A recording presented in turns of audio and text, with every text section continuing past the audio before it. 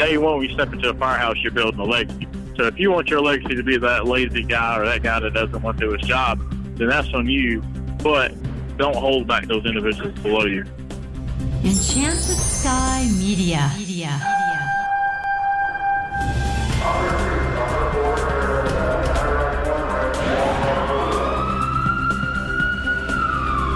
From the Federal Resources Studio, this is Code 3, the Firefighters podcast, hosted by award-winning journalist Scott Orr. Code 3 features interviews with leading members of the fire service, discussing firefighting strategy, tactics, and other topics you need to know more about.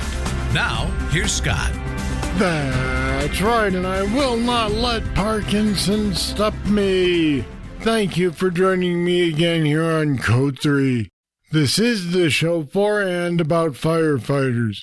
We're informing and entertaining members of the fire service, just like you, from coast to coast. The most powerful position in the firehouse is likely not the captain. You know who I'm talking about, the senior man. He commands respect simply because he's seen a lot. But whether he recognizes it or not, he's also got a lot of responsibility. My guest today is a senior man, and he's here to tell us what that really means and why. Clinkscales has been a firefighter for about 12 years now. He's currently working in Irmo, South Carolina. He's also an instructor with Upstate Rogues. And he joins me now. Clinkscales, welcome to Code 3. Glad to be here. Probies have a lot to learn from guys like you. The question is, do they want to learn it?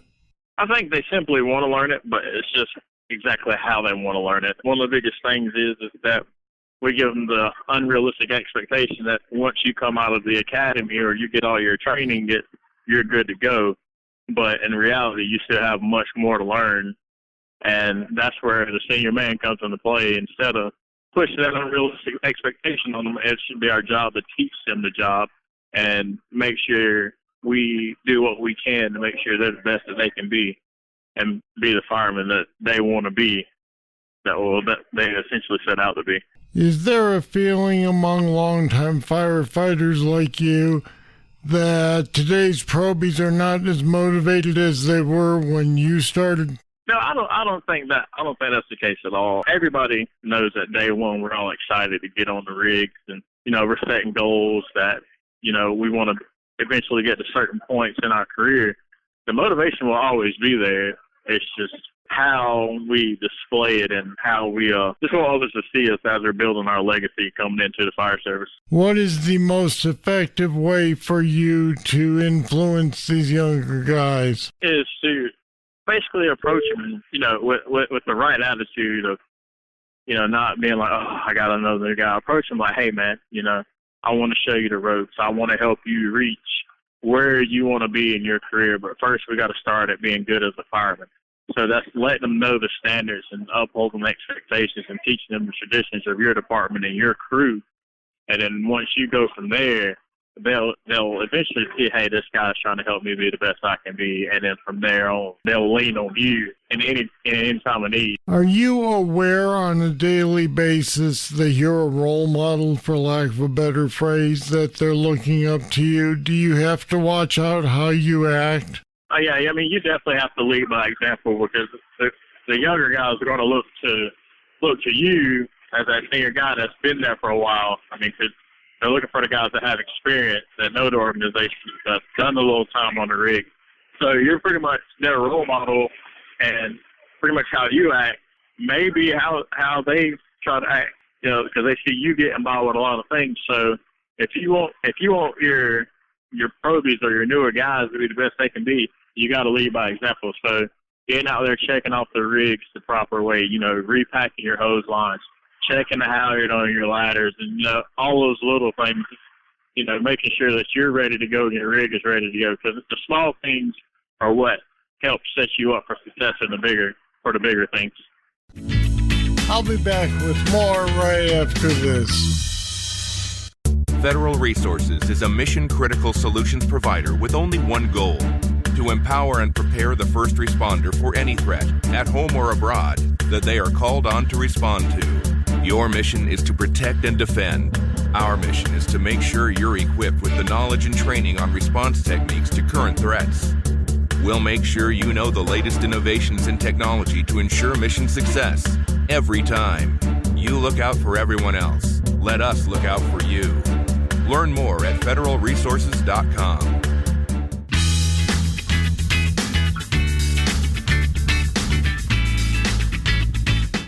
Now, you may not have actual authority over some of these guys, like, say, a captain or a lieutenant, but I'm curious how you deal with it when you see a younger guy screwing up and you want to let him know it. Well, one of the biggest things is, like, that senior man, he's that unofficial leader of the crew. So, I mean, pretty much, he has to know the captain's expectations and his standards, and, he's that ambassador between the officer and the younger guys. And then, you as a senior guy, you're influential to not only the guys below you, but to the guys above you. So if the guys above you see that, hey, my crew wants to be the best they can be, they should want to, and I hope they would want to take the time out and make sure that those things happen. So you as a senior guy, you influence the guys above you and below you. Do you ever run into a senior man who really doesn't want that responsibility and would rather not have to deal with it? Yeah, you have those type of individuals in your organization, but you as that guy that, has that opposite attitude or, reaction towards things, it's your responsibility to keep your peers in check. So, you have to let them know that, hey, you're the senior guy of this crew, these guys are watching you, so your every move, they're watching you. So if you want to, from day one, when you step into a firehouse, you're building a legacy. So if you want your legacy to be that lazy guy or that guy that doesn't want to do his job, then that's on you. But don't hold back those individuals below you. You have to keep your peers in check at all times. Think back to when you were new on the job. Did you have a senior man that you looked up to back then? Yeah, I definitely had a couple of them. One being one of my first ever captains, but I think the biggest one was one of my first engineers. Every morning he came in, work on time, ready to go. He's kind of like always excited and jumping around. But, that's what I want to be. If something didn't look right on the rig, we were fixing it. If hose didn't look right, we fixed it. If tools were out of place, out of whack, not filled, we took care of that stuff. And, he always said that, if you want to be your best, you got to be at your best. And that's taking care of the small things from equipment to your hose loads, to your rig, to your gear, to your air packs. Make sure it's got air. Always set yourself up for success, because humans are creatures of habit, and it's easy to get into a bad habit. And the hardest part is fixing a bad habit to get into a good habit. All right, Casey Clinkscales, thanks for talking with us today on Code 3. No problem. Appreciate the invite. And we put some more information about the role of the senior man and upstate rogues on our website at code3podcast.com/seniority. Check it out. Here comes your trivia question. When you're doing chest compressions for CPR, how often should you switch? I'll have the answer right after this. If you like Code 3, you'll love the Code 3 Bull Session. It's more discussion with our guests on any topic. Sometimes it's serious. Sometimes it's not so serious. But it's only available to patrons of Code 3. Find out what you've been missing. Go to code3podcast.com/support. Pledge just $10 a month to support Code 3, and you'll get immediate access to all the Bull Sessions in our library and future interviews as we post them. Become a patron today, support the show, and get access to the Code 3 Bull Sessions. When you're doing CPR chest compressions, it's best to switch out every 2 minutes, even if you don't feel tired yet. All right, that's it. That's all for this edition of Code 3. What do you think of this show? Let me know by email, scott@code3podcast.com. Thank you for listening. I'll be back next time with more, and I hope you'll join me.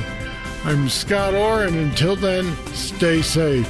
Code 3 is made possible through the generous support of Federal Resources. Visit them at federalresources.com. This show is a production of Enchanted Sky Media. To contact us, get more information on today's show, or to subscribe to the podcast, go to code3podcast.com.